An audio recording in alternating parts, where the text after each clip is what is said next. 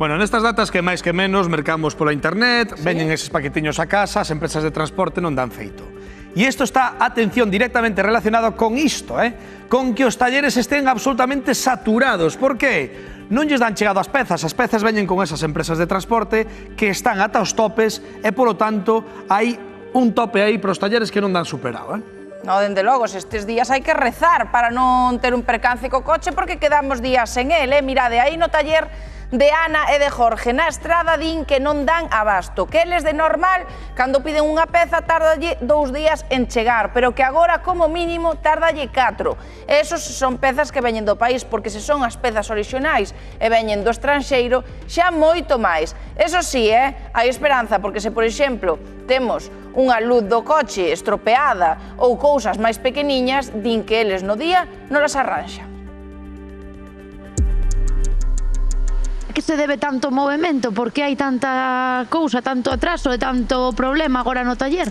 A ver, é un tema que é algo cíclico e isto repítese todos os anos. Este problema témolo en agosto e o que máis acusamos é agora, en xaneiro, desde que empeza o Black Friday e cada vez hai máis compras por internet. Empezamos aí, xúntase co Nadal, xúntase ca rebaixas e despois isto hasta tirando a terceira semana de xaneiro ou casi ás veces hasta febreiro non recuperamos a normalidade. Vexo o teu taller, Ana, ben cheo, pero que é o que pasa coas pezas?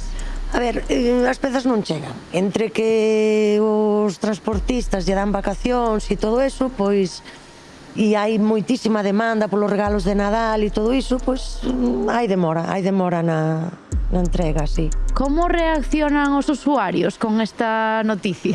A ver, sí que intentamos dicilo con todo o cariño do mundo e facéndolle entender cal é a problemática, pero bueno, claro, os coches cando se teñen, como digo, fan falta. E aínda dentro do malo, estamos nun período que os nenos non teñen cole. Se isto pasa no curso escolar, que os nenos teñen actividades, que a xente necesita o coche para ir traballar e todo, e lle tes aquí o coche retido unha semana e media, 2 semanas, horrible.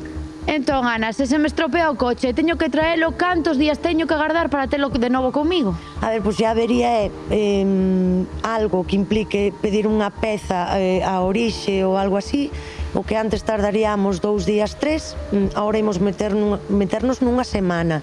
E se nos pilla o fin de semana polo medio, en 2 semanas non ten o coche. Pero vos tirades tamén moito pola localidade, non? Por provedores locais. Sí, o sea, temos provedores locais de recambios e eses sí que son en 10 minutos, que a verdade é que se portan de maravilla con Están nós. ao ladiño? Sí, están aquí na casa e todo o que se poida tamén comprar no pobo, aí intentámolo. Pero que non cunda o pánico, non, Ana? Porque se teño que vir a mudar, por exemplo, unha luz que se me extraviou do vehículo ou, por exemplo, cambiar o aceite, iso non hai problema. No, a ver, o que é un mantenimiento e reparacións máis sinxelas ou eso non, o sea, eso vai no día.